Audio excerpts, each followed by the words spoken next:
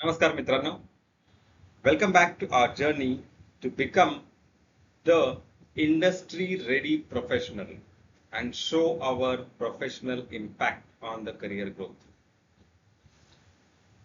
आजपर्यंत या जर्नीमध्ये आपण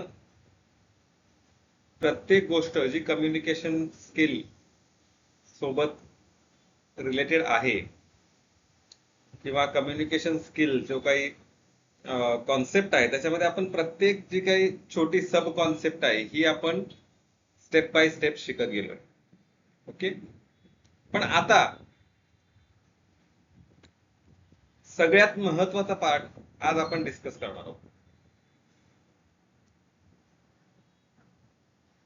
आपण इंग्लिश भाषा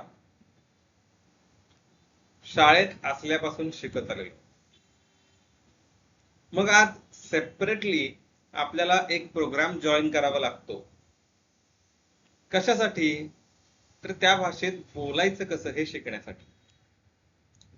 आपण शाळेत असताना इंग्लिश भाषा शिकलो, पण त्या भाषेमध्ये बोलायचं कसं हे नाही शिकलो. आणि म्हणून आज आपल्याला हा प्रोग्राम अटेंड करावा लागतो. मग हे चुकीचं आहे का? नाही. जे आपण शाळेत गरजेचं होतं ते आपण शाळेत शिकलो, बेसिक्स ऑफ लँग्वेज शिकलो, पण त्या लँग्वेज मध्ये बोलायचं कसं? बरं, आपण मराठी सुद्धा जन्मताच शिकलेलो, जन्मापासून आपल्याला शिकत आलो आहोत मराठी भाषा, बरोबर? आपल्या घरचीच भाषा आहे मराठी किंवा हिंदी असेल. त्या भाषेमध्ये सुद्धा आपण कम्युनिकेट करू शकत नाही आहोत आजपर्यंत. म्हणजे काय? जरी एखाद्या वर्कशॉपमध्ये एखाद्या स्पीकरने सांगितलं की okay, now the floor is open for you, तुम्ही मराठीत सुद्धा मला प्रश्न विचारू शकता किंवा हिंदीमध्ये सुद्धा विचारू शकता, असं जर का सांगितलं तरी सुद्धा कुणी उठायला तयार होत नाही प्रश्न विचारायला किंवा डाऊट विचारायला. असं का होतं? The fear of mistake. Correct? Fear of mistakes. आपल्या ब्रेनच्या ज्या काही मसल्स आहेत त्याला आपण सांगून ठेवलेलं आहे की मिस्टेक झाली म्हणजे मी फेल झालो आणि फेल्युअरला माझ्या लाईफमध्ये जागा नाही, असं आपण आपल्या ब्रेनच्या मसल्सना लहान असल्यापासून सांगून ठेवलेलं आहे. त्याच्यामुळे सबकॉन्शियस माइंड जे आहे आपलं, ते प्रत्येक ऍक्टिव्हिटी करताना घाबरतं. का घाबरतं? तर त्याला असं वाटतं की जर चुकून एखादी मिस्टेक झाली आपल्याकडून तर आपण फेल होऊ, आणि जर आपण फेल झालो तर काय होईल?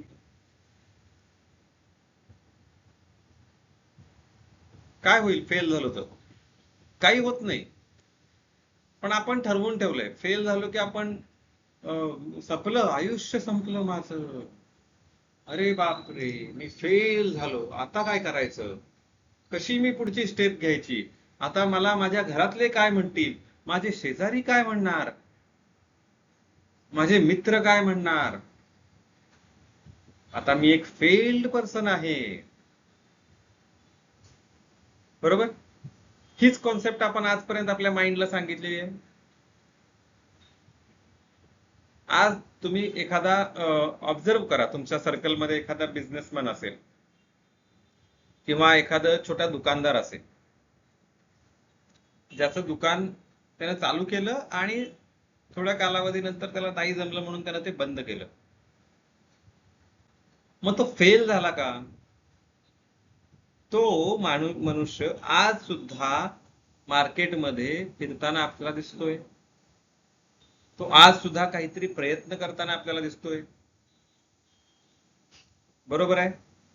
म्हणजे त्यांनी त्या फेल्युअरला full stop of our life असं समजलंय का? नाही समजलेलं. माइंडसेट आपल्याला आपला बदलता आला पाहिजे. आपल्या माइंडला आपण सांगितलं पाहिजे, आता इथून पुढे कुठलीही ऍक्टिव्हिटी करताना मग ती कम्युनिकेशन असो, प्रोजेक्टवर काम असो, अभ्यास करताना असो, एक्झाम देताना असो,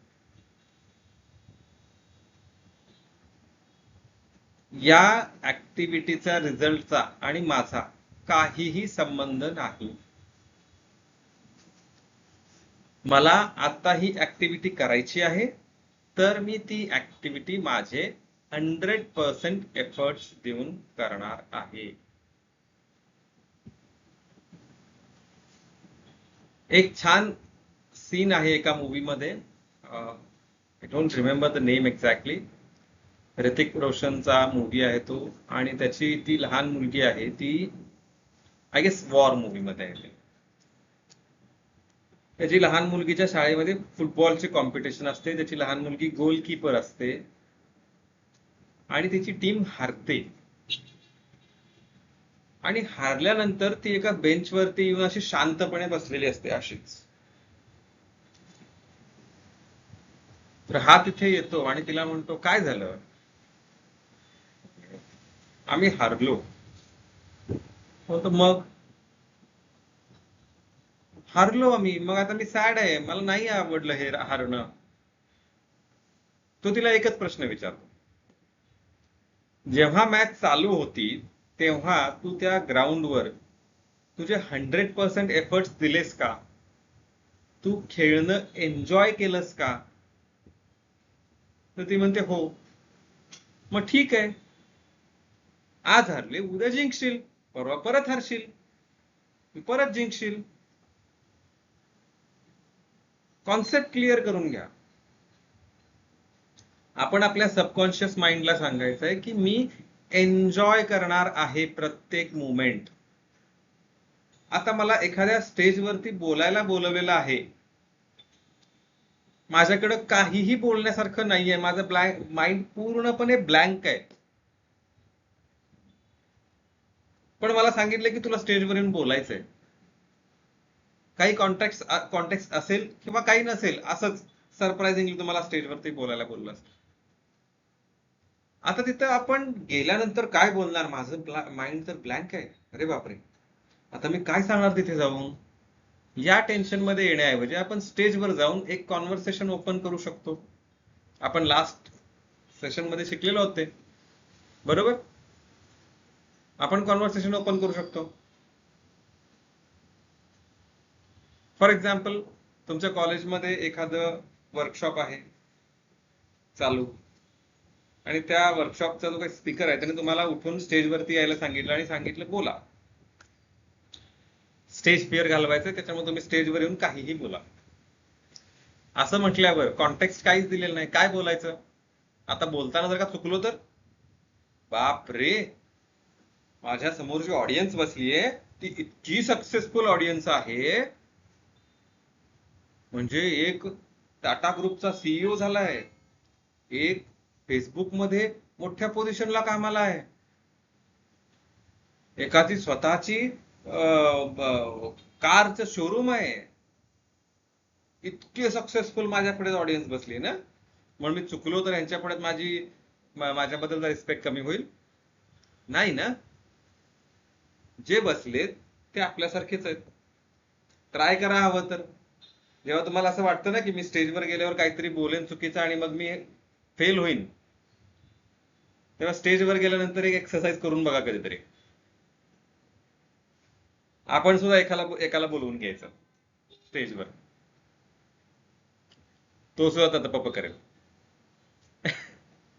म्हणजे स्वतः मरतोय तर दुसऱ्याला पण घेऊन मारायचं, अशातला भाग. पण तिथं आपल्याला कळतं की ऍक्च्युली इथं डेथ नाहीये, इथं फेल्युअर किंवा इथं स्टॉप नाहीये. तो सुद्धा आल्यानंतर आपल्याला कळतं की अरे आपण आपल्यातलंच आहे, मग आपण फ्री होऊ, आपला कॉन्फिडन्स वाढतो आणि मग आपण बोलायला सुरू करतो. हे झालं एक एक्झाम्पल. म्हणून सगळ्या या जे काही कम्युनिकेशनचं जे काही आपण हा प्रोग्राम डिझाईन केलेला आहे, या सगळ्याचं इन्व्हेस्टिगेशन केलेलं आहे मी. आणि ते इन्व्हेस्टिगेशन झाल्यानंतर जे काही रूट कॉज मला सापडलं, ते रूट कॉज आहे fear of making mistakes, fear of being judged. हे रूट कॉज आहेत आपल्या कम्युनिकेशनवर आपली पकड नसण्याचं. मी जर आता बोललो आणि चुकीचं बोललो तर काय होईल? माझ्याबद्दल जो काही सगळ्यांच्या मनामध्ये रिस्पेक्ट आहे तो कमी होईल. हा काय म्हणेल? तो हसेल मला. ती मुलगी हसेल मी जर चुकलो तर. पण ठीक आहे ना, जर ते हसतायत तर ते एन्जॉय करतायत, तुम्ही त्यांच्या हसण्याचं कारण बनताय असा विचार करा आणि बोला. जेव्हा तुम्ही बोलायला सुरुवात करणार आहात तेव्हा तुम्हाला कुणीही अडवू शकणार नाहीये. आणि एक महत्वाची गोष्ट, प्रत्येक जण आपापल्या आयुष्यासाठी ही महत्वाची गोष्ट कुठेतरी नोट करून ठेवा किंवा एखाद्या पेपरवर लिहून तुमच्या स्टडी टेबलच्या किंवा तुमच्या जिथं अभ्यासाला बसत असाल किंवा तुम्ही जिथं काम करत असाल ऑफिसमध्ये तर तुम्ही हे लिहून ठेवा. Progress is continuous process and success or perfection is a myth.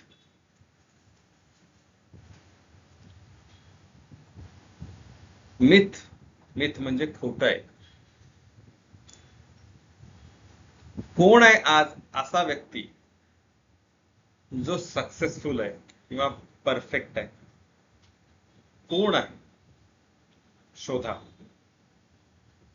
म्हणून आपण एका सेशन मध्ये आला होता हा कॉन्टेक्स्ट की इंजिनिअरिंग मध्ये एक रूल आहे, नो मशीन गिव्स 100% एफिशियन्सी. हे मशीनसाठी नाही, हे सगळ्यांसाठी, सगळ्या ह्युमन बिंग साठी सुद्धा ऍप्लिकेबल आहे. सक्सेस आणि परफेक्शन या गोष्टी सरासर खोट्या आहेत. तुम्हाला वाटत असेल मी आज इथे बसून तुम्हाला शिकवतोय म्हणजे मी परफेक्ट आहे, तर नाही, मी सुद्धा कोणाकडून तरी शिकतोय.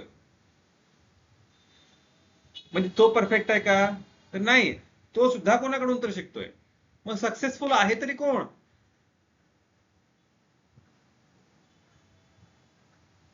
कुणीच नाहीये. फक्त कुणाकडे चांगले पैसे आलेले आहेत थोड्या प्रमाणात, कुणाकडे चांगल्याच प्रमाणात चांगले पैसे आलेले आहेत. आपण आता मोस्टली जर बघितलं आजच्या मार्केटमध्ये तर पैसे ज्याच्याकडे जेवढे आहेत त्याच्यावर आपण त्याचं सक्सेस डिफाईन करतो, बरोबर? मग अशा पद्धतीनेच आहे ते सक्सेस आणि परफेक्शन, बरोबर? मी आज जर तुम्ही 10 मार्कांचा एखादा परफेक्शन साठी एक हे ठेवलात, पेपर ठेवलात, तर आज तुम्ही जे लोक मला ऐकताय तुम्ही कदाचित पहिल्या स्टेपवर आहात आणि मी 5व्या किंवा 6व्या स्टेपवर असेल. करेक्ट? पण 10वी स्टेप तरी फायनल आहे का? नाहीये. 10व्या स्टेपवर गेल्यावर आपल्याला कळणार आहे की पुढे अजून 100 स्टेप्स आहेत. जेव्हा आपण 100व्या स्टेपला जाऊ तेव्हा आपल्याला कळणार आहे अजून पुढे 1000 स्टेप्स आहेत. हा प्रवास कधीच न संपणार आहे. त्याच्यामुळे परफेक्ट झाल्यानंतर मी बोलेन. नितीन सरांचा हा जो काही प्रोग्राम मी आता अटेंड करतोय, हा प्रोग्राम कंप्लीट झाल्यानंतर मी एकदमच बोलायला सुरुवात करेन, हे पॉसिबल नाहीये. तुम्हाला पहिल्या दिवसापासून मी सांगितलेलं आहे की तुम्ही बोललं पाहिजे, तुम्ही प्रत्येक असाइनमेंट केली पाहिजे. कारण progress is a life long process. Getting my point? Perfect. तर आज जे काही आपण बघणार आहोत या सेशन मध्ये, त्याचे आपण 3 भागामध्ये डिव्हिजन केलेली आहे. पहिला आहे कम्युनिकेशन ओव्हर परफेक्शन, दुसरा आहे building a positive learning mindset आणि तिसरं आहे ओव्हरकमिंग ट्रान्सलेशन शेम. आता शेम म्हणजे आपण जे मगाशी म्हटलं दुसरं रूट कॉज जे आपण सांगितलं, फिअर ऑफ जजमेंट. ओके, लाज वाटणे. याच्यावरती आपण कसं काम करायचं हे पूर्ण आपण आजच्या सेशन मध्ये बघणार आहोत.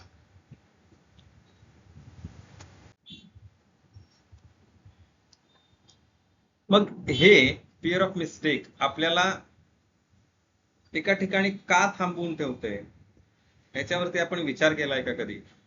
कशा पद्धतीने हे फिअर ऑफ मिस्टेक आपल्याला थांबवून ठेवतंय? तर तुम्ही ऑब्झर्व करा किंवा तुम्ही try to reflect your the latest functions or latest events happen in your surrounding, maybe in your college or in your company. आणि त्या ठिकाणी तुम्ही अपॉर्च्युनिटी होती बोलण्याची किंवा अपॉर्च्युनिटी होती काहीतरी करण्याची, पण तुम्ही नाही केलं किंवा तुम्ही नाही बोललात. त्याचं कारण काय आहे? ऑब्झर्व करायचा प्रयत्न करा. भीती आपल्याकडे लहानपणापासून आपण एक म्हण ऐकली आहे बघा, मराठीमध्ये आहे, भीत्यापाठी ब्रह्मराक्षस. म्हणजे जो घाबरलाय ना त्याला अख्खं जग घाबरवणारच आहे. आणि जग घाबरवणार आहे याचा अर्थ काय? पहिल्यांदा त्याचा स्वतःचा जो काही सबकॉन्शियस माइंड आहे तो त्याला घाबरवतोय. जगाचं नंतर बघू आपण.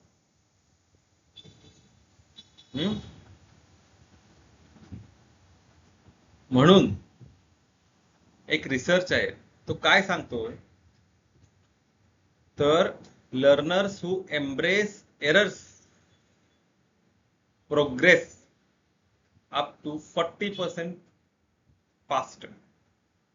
आता एरर म्हणजे चूक, मिस्टेक म्हणजे चूक. आणि आपल्याला लहानपणापासून अजून एक म्हण शिकवलेली आहे, चुकांमधून शिकलं पाहिजे. बरोबर? याचा अर्थ असा नाहीये चुका करतच राहायचंय, का तर मी शिकतोय, असं नाहीये. म्हणून आपण एक क्लिअर गोल स्टेटमेंट आपण बनवून घेऊयात. या प्रोग्राम मध्ये आपण काय नेमकं करणार आहोत. Goal of communication is connection, not perfection. आपल्याला कनेक्ट करायचंय लोकांशी, आपल्याला स्वतःला एक्सप्रेस करायचंय, आपल्याला स्वतःला प्रेझेंट करायचंय, परफेक्टली नाही. गेटिंग माय पॉइंट? परफेक्शन कधी येईल हो? कधीच नाही येणार आहे. जर तुम्ही आज फॉर एक्झाम्पल बोलायला शिकत असाल की आपण प्रोफेशनल आपल्या लाईफ मध्ये कशा पद्धतीने बोलणार आहोत, जे सर नितीन सरांनी आता आजपर्यंतच्या सेशन मध्ये शिकवलेलं आहे, ते आपण कसं बोलणार आहोत याची आज जर का तुम्ही प्रॅक्टिस सुरू केलीत तर आज तुम्हाला 10 चुका सापडतील.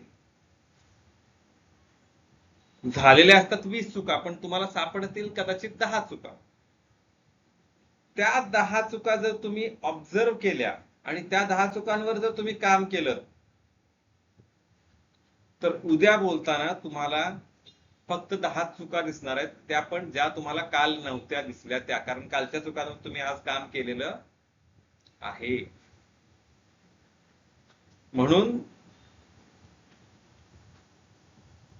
प्रत्येक फेल्युअर किंवा प्रत्येक एरर आपण एक माइलस्टोन इन आवर प्रोग्रेस म्हणून कन्सिडर केला पाहिजे.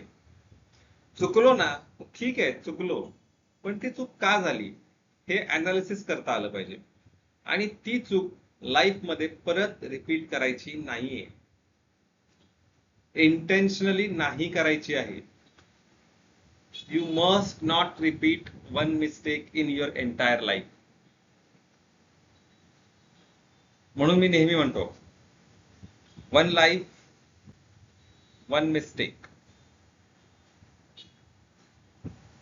Never repeat that mistake. एकदा एक चूक झाली ना तर त्यातून शिका आणि परत ती चूक रिपीट करू नका.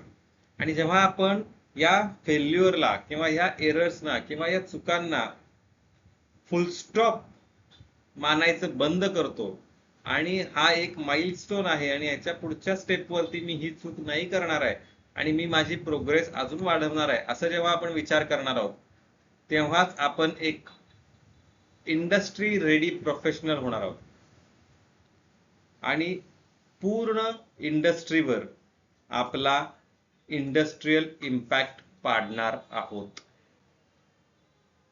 M I clear? आता तुम्ही बघा, एक्झाम्पल म्हणून बघा, अमेरिका आणि इंग्लंड देशाची भाषा इंग्लिश आहे, त्याच्यामुळे तिथे कोणी चुकत नाही सहसा. तुम्ही एखाद्या जर्मन माणसाला इंग्लिशमध्ये बोलताना ऐका, तुम्ही एखाद्या जपानी माणसाला इंग्लिशमध्ये बोलताना ऐका, एखाद्या चायनीज माणसाला इंग्लिशमध्ये बोलताना ऐका. मी ऐकले एका जर्मन माणसाला इंग्लिशमध्ये बोलताना ग्रामरचा आणि त्या माणसाच्या बोलण्याचा तीळ मात्र संबंध नव्हता. आणि आपण किती आपला विचार करतो की यार मी बोललो आणि चुकीचं झालं तर काय करणार, ग्रॅमॅटिकली जर मी चुकलो तर मला हसतील सगळे, एवढा आपण विचार करतो. पण ते लोक नाही करत विचार, कारण आपली भाषा नाहीये ही. मग ही आपली भाषा नाहीये तर आपण हिच्यामध्ये चुकणार आहोत. मराठी भाषा बोलताना चुकतो का आपण? नाही चुकत. मग इंग्लिशमध्ये बोलताना आपण चुकणार आहोत, 101% चुकणार आहोत. मी सुद्धा अजून सुद्धा बोलताना कधी कधी चुकतो, पण चुकलो म्हणून थांबायचंय का? नाही. ती चूक काय झाली? मी एक वर्कशॉप कंडक्ट केला होता, फॉर एक्झाम्पल तुम्हाला सांगतो. Fortunately I got the recording of that workshop from the respective institute. मी ते जे काही रेकॉर्डिंग आहे ते माझ्या एका रिलेटिव्हना दिलं, जे थोडे इंटेलेक्च्युअल आहेत आणि त्यांना कुठल्याही गोष्टीवर पॉझिटिव्ह रिमार्क करायला आवडतं. त्यांना मी तो व्हिडिओ बघायला दिला आणि मी त्यांना सांगितलं की तुम्ही तो व्हिडिओ बघा आणि मला त्याच्यामध्ये सजेशन सांगा की मी काय इम्प्रूव्ह केलं पाहिजे.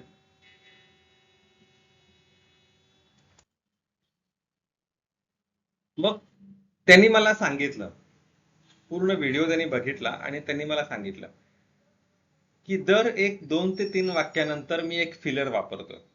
राईट? तुम्ही सुद्धा ऑब्झर्व करू शकता मागच्या सेशन्स मध्ये.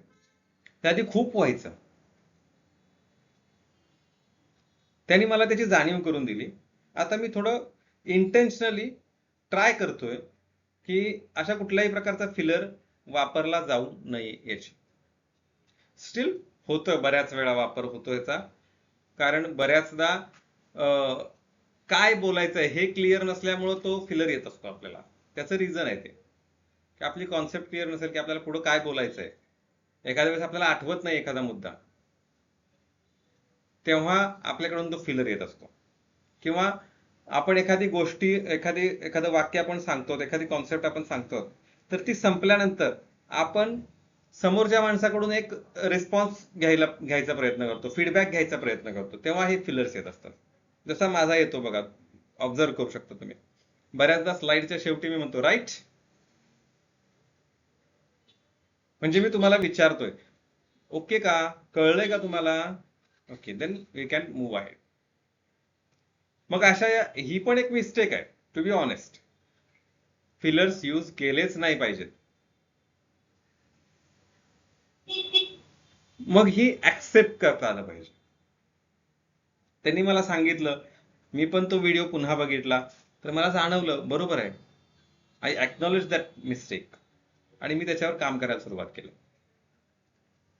ओव्हरनाईट दिसणार नाहीये की ते एकदम फिलर्स वापरायचे बंद झाले. ओव्हरनाईट नाही दिसणार आहे. थोडं थोडं प्रॅक्टिस करून करून करून करून ते बंद होणार आहे. मग प्रोग्रेस आहे ना. तो व्हिडिओ बघितला तर त्याच्यामध्ये दर 2 ते 3 मिनिटांनी किंवा दर 5 ते 6 वाक्यानंतर हे फिलर्स येत होते. आता हे फिलर्स फार कमी झालेत. म्हणजे मी प्रोग्रेसवर आहे, म्हणजे मी सक्सेसफुल आहे. मी सक्सेस अचीव्ह केलं त्या पर्टिक्युलर एका मिस्टेक वरती. बरोबर? मग ही जे काय कॉन्सेप्ट आहे ही आपल्याला शिकायची आहे आणि जो माइंडसेट आहे तो बदलायचा आहे. कुठल्याही मिस्टेकला घाबरायचं नाहीये.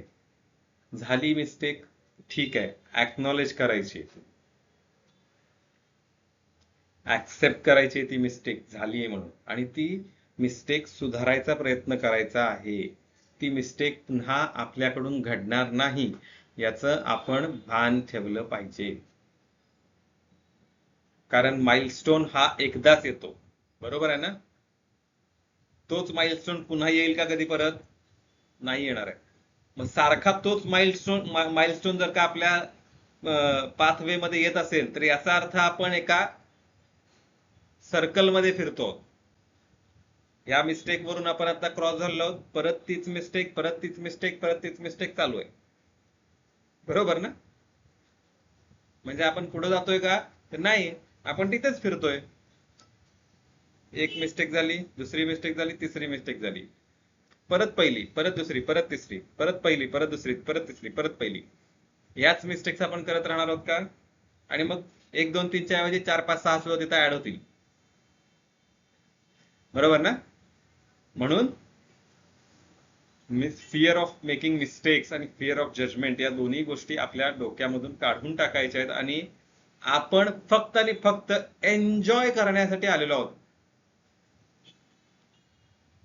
आज जर मला या स्टेजवरती बोलवलेलं आहे बोलायला, तर मला तिथं एन्जॉय करता आलं पाहिजे. तिथं मला माझे 100% एफर्ट्स देता आले पाहिजे. हे आपल्या माइंडसेट मध्ये आपल्याला शिफ्ट, ट्रान्झिशन घडवून आणावी लागेल. आणि हे ओव्हरनाईट होणार नाहीये, याच्यासाठी तुम्हाला प्रॅक्टिस करावी लागेल. Okay. The 3 core pillars of today's topic काय आहेत? तर communicate first, adopt a growth lens आणि रिलीज ट्रान्सलेशन सेम. मग कम्युनिकेट फर्स्ट म्हणजे काय म्हणतोय आता आपण? जे आपण प्रत्येक सेशनला 3 इन्स्ट्रक्शन देतो तुम्हाला शेवटी सगळ्यात. काय? Keep practicing, keep studying, keep speaking. सुरुवात करा. ओके. कारण बऱ्याचदा आपलं ग्रामर जरी चुकीचं असलं तरी कॉन्टेक्स्ट आपल्याला समजू शकतो, आणि तो कॉन्टेक्स्ट जर आपल्याला समजला तर आपल्याला अर्थ सुद्धा समजू शकतो.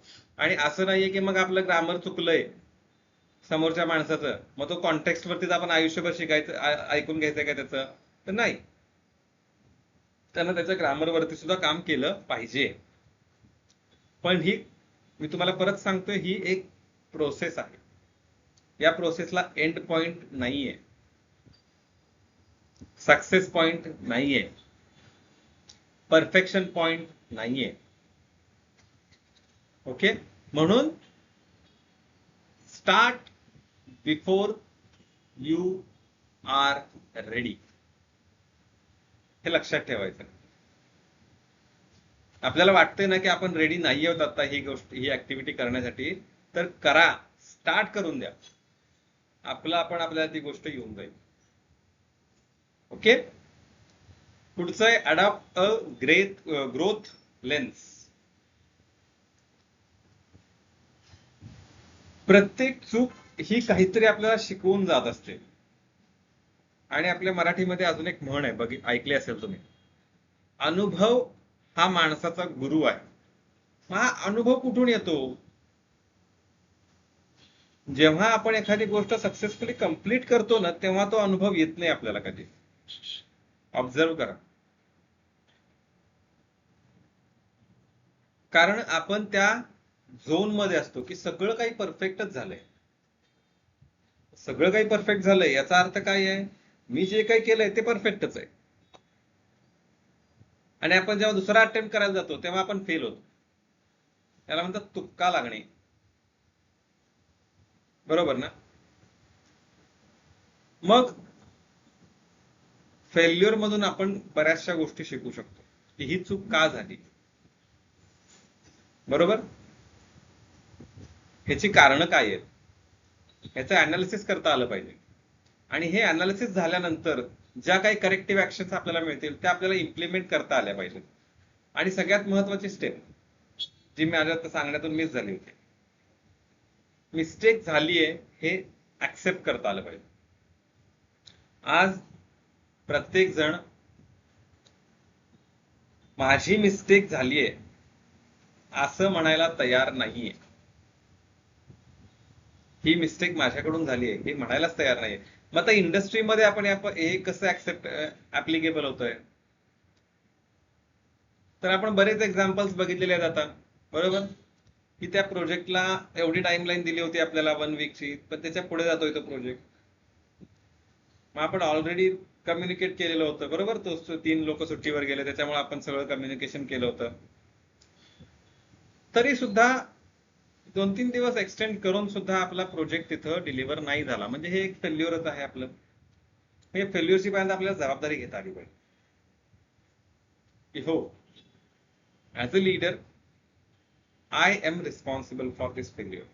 मग आपण ते अनालाइज केलं पाहिजे की आपलं कशा पद्धतीनं काय चुकलं, व्हॉट वेंट रॉंग, की आपण एक्सटेंडेड टाइम मध्ये सुद्धा हा प्रोजेक्ट डिलिव्हर करू शकलो ना.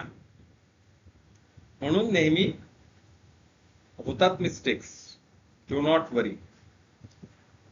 एक फ्री मनानं आपल्याला प्रत्येक गोष्ट काम करायचंय, बरोबर. त्याच्यानंतर रिलीज ट्रान्सलेशन शीट.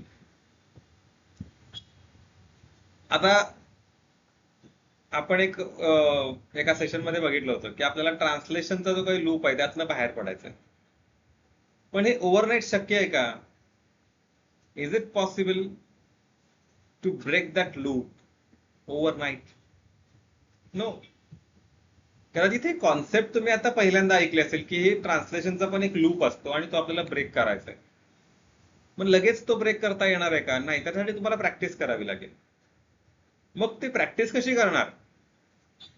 प्रॅक्टिस करताना तर चुका होणार आहेत, मग चुकलो तर सगळेजण हसणार आहेत आपल्यावर, म्हणजे फिअर ऑफ मेकिंग मिस्टेक्स आला, बरोबर. मग आपल्याला हे प्रॅक्टिस करताना fear of making mistakes eliminate करायचं आहे, फिअर ऑफ जजमेंट एलिमिनेट करायचं आहे. येस, मी मराठी मुलगा आहे, इंग्लिशमध्ये बोलताना होणार माझ्याकडून चुका सुरुवातीला, आणि मी त्या चुकांवरती काम करतोय. असं नाहीये की मी काल जसं बोललो होतो तसाच आज पण बोलेन. आज माझ्या बोलण्यामध्ये तुम्हाला थोडीशी तरी इम्प्रूव्हमेंट दिसणार आहे, हे निश्चित आहे. ओके.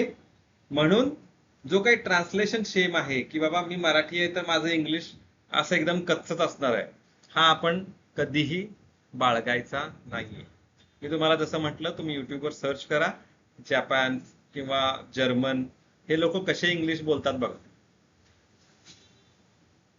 75% लोकांच्या बोलण्याशी आणि ग्रामरशी काहीही संबंध नसतो. मग आपण काय एवढा विचार करतोय? ग्रामर ग्रॅमॅटिकली बरोबर असणं गरजेचं आहे, कारण आपल्याला मेसेज कन्व्हे परफेक्टली करायचा आहे समोरच्या माणसाला. पण याचा अर्थ असा नाही की ग्रामरमध्ये चूक होईल म्हणून मी ग्रामर शिकून मग बोलेन. ग्रामर शिकणार कसं? त्यासाठी पण प्रॅक्टिस पाहिजे. ही प्रॅक्टिस कधी करणार? लिहून, नोटबुक मध्ये लिहून करणार प्रॅक्टिस? पॉसिबलच नाहीये, त्यातनं काहीही मिळणार नाहीये. प्रॅक्टिस ही नेहमी रिअल टाइम असली पाहिजे.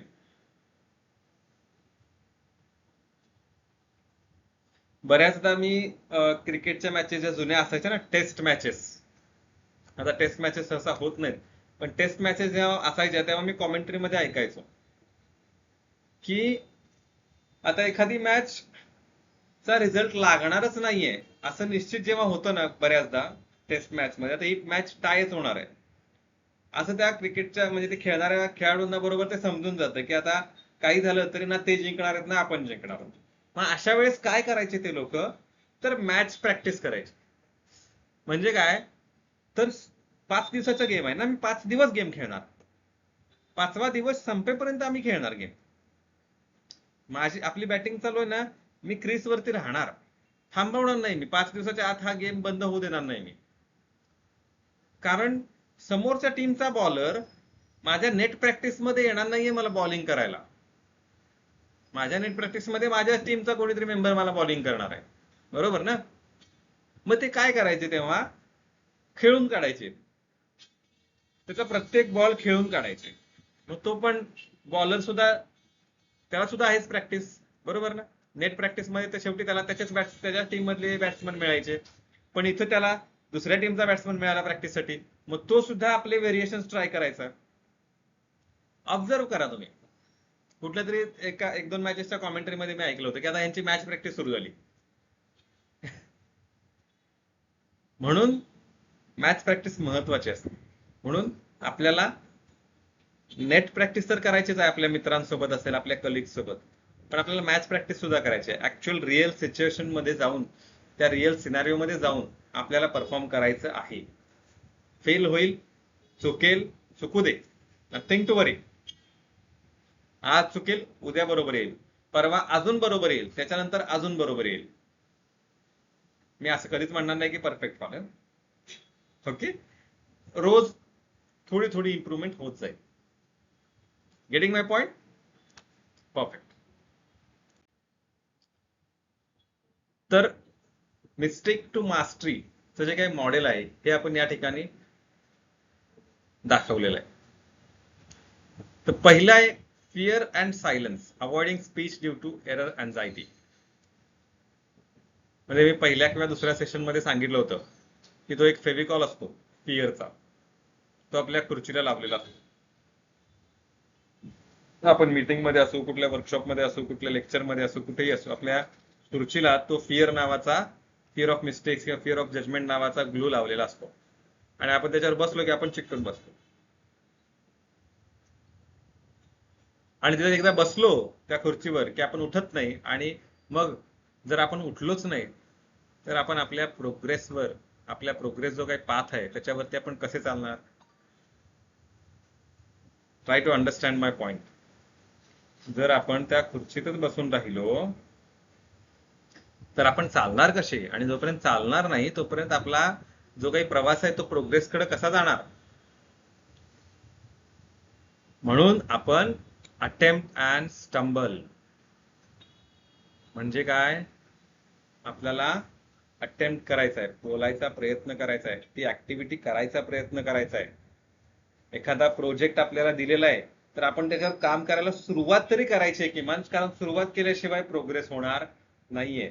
चुकेल, सुरुवातीच्या 2 दिवसात तुम्ही जे काम करून द्याल त्याच्यामध्ये मिस्टेक्स निघतील, पण तिसऱ्या दिवशी, कारण की तुम्ही त्या 2 दिवसाच्या मिस्टेक्स मधून शिकलेले आहात, तिसऱ्या दिवशी तुमच्याकडून मिस्टेक्स पहिल्या 2 दिवसात 10 झाल्या असतील तर आता 3च होतील, आणि पुढच्या दिवसाला त्या 2च होतील. हे आपल्याला समजलं पाहिजे. Reflect and correct, consciously learning from each error, बरोबर ना? आणि मग फ्लुएन्सी आणि confidence is the ultimate skill. Errors कमी होत जातात, स्पीच नॅचरल होत जातं, किंवा एरर्स कमी होत जातात, आपल्या प्रोजेक्ट मधला जो काही आपण रोज काम करतोय ते नॅचरल होत जातं. आणि म्हणून मग अशी मी तुम्हाला म्हटलं, नॅचरल एन्जॉय करायचंय आपल्याला. जे काही काम आपल्याला दिलेलं आहे ते काम आपल्याला एन्जॉय करायचं, आणि 100% एफर्ट्स आपल्याला त्या ठिकाणी लावायचे आहेत. Most learners get permanently stuck between stage 1 and 2. ते फिलिंग सायलेन्स आणि अटेम्प्ट अँड स्टंबल या 2 स्टेप मध्येच अडकून राहतात. कारण सगळ्यात महत्वाचा पार्ट इथं तिसऱ्या स्टेपला आहे, तो म्हणजे accept the mistake and consciously learning. मग अशी मी सांगितलं तुम्हाला, ऑब्झर्व करायचंय आपल्याला, इंटेन्शनली ऑब्झर्व करायचंय की माझ्याकडून काय चुका होत आहेत, आणि मग त्या चुकांवरती मी कशा पद्धतीनं काम केलं पाहिजे की ती चूक पुन्हा होणार नाही. हे जर आपण तिसरी स्टेप केली तर चौथी स्टेप ही आपली लगेच आहे. आणि चौथी स्टेप परफेक्शनची आहे किंवा सक्सेसची आहे असं मी अजिबात म्हणणार नाही, कारण perfection and success are myth. फक्त आपली प्रोग्रेस थोडीशी वाढलेली असणार आहे, आणि रोज आपली प्रोग्रेस अशीच वाढत वाढत गेली तर आपण ती ऍक्टिव्हिटी नॅचरली करायला लागू. आपल्याला स्पेशल एफर्ट्स त्या ठिकाणी लावावे लागणार नाहीत. गेटिंग माय पॉइंट? म्हणून आपण इथं म्हटलेलं आहे की त्यांनी स्वतःला फेल होण्याची परमिशनच दिलेली नाहीये. हे आपण सुरुवातीला ऐकलं होतं. आपल्या माइंडला, आपल्या सबकॉन्शियस माइंडला, आपल्या या सभोवतीच्या कल्चरमुळे, एज्युकेशन सिस्टममुळे एक फिक्स इन्स्ट्रक्शन मिळालेली आहे की आपण फेल होऊच शकत नाही. There is no option. मला फक्त आणि फक्त सक्सेस हेच हवंय. माझ्याकडून मिस्टेक होऊच शकत नाही. मी परमिशनच दिलेली नाही माझ्या सबकॉन्शियस माइंडला तशी. आज द्या. आज तुमच्या सबकॉन्शियस माइंडला फेल होण्याची परमिशन देऊन टाका आणि त्याला सांगा, फेल झाल्यानंतर मला सांग कुठल्या चुकीमुळे फेल झालो आणि त्या चुकांवर कसं काम करायचं हे पण सांग. पुढच्या स्टेप्स पण आहेत त्याच्यात. नुसतंच फेल व्हायची परमिशन म्हणजे फेल व्हायची परमिशन द्याल आणि निवांत व्हाल असं नाहीये. त्या फेल्युअरचं अनालिसिस केलं पाहिजे. त्याच्यामध्ये कुठल्या प्रकारच्या मिस्टेक्स आपण केल्यात हे आपण अनुभव घेतला पाहिजे आणि त्या मिस्टेक्स पुन्हा रिपीट केल्या नाही पाहिजेत. तरच आपल्या कामामध्ये नॅचरल फ्लो येणार आहे, एक फ्लुएन्सी येणार आहे, एक कॉन्फिडन्स येणार आहे. बरोबर? परफेक्ट. एक एक्झाम्पल आपण दिलेलं आहे. तर ही एक छोटीशी स्टोरी आहे एका IT एम्प्लॉईची. I used to rephrase every sentence in my head before saying it in meetings. By the time I was ready, the moment had passed. I thought my accent and grammar were the problem. They weren't. My fear was. After listening to Nitin about fear of mistakes or fear of judgment, I stopped waiting for the perfect sentence and just started talking. Within 2 weeks, my manager asked me to lead the client call. That would never have happened before. काय याच्यामध्ये काही rocket science सांगितले का आजच्या सेशनमध्ये? काहीही नाहीये. फक्त आपल्या सबकॉन्शियस माइंडला आपण परमिशन दिली आहे की परफेक्शन साठी थांबू नको. जे काय होईल ते होईल. फेल तर फेल, पण एन्जॉय कर आणि तुझे 100% एफर्ट्स दे. आणि जर एखादी चूक झालीच तर ती चूक मला समजून सांग. त्या चुकीवरती आपण काम करू. बरोबर? आणि we will ensure will not repeat that mistake. Perfect. Lesson काय याच्यामध्ये? She didn't become a better speaker by learning more grammar. She became better by speaking more. Mistakes and all. Action cures fear. Waiting for perfection guarantees stagnation. जे काही आपण मगापासून सेशनमध्ये lessons घ्यायचा प्रयत्न केला ते इथे 3 वाक्यामध्ये दिलेले आहेत. Action cures fear. आपण ऍक्शन घेतली की ते फिअर निघून जातं. बरोबर आहे? पोहायचंय.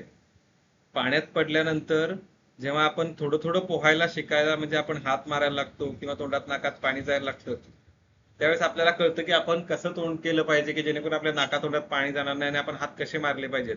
हे समजल्यानंतर ते फिअर राहतं का आपलं पाण्याचं? नाही राहत. म्हणून ऍक्शन क्युअर्स फिअर. आणि परफेक्शन साठी वाट बघत बसलो तर आपण जिथे आहोत तिथेच आयुष्यभर राहणार आहोत. I hope the message is loud and clear.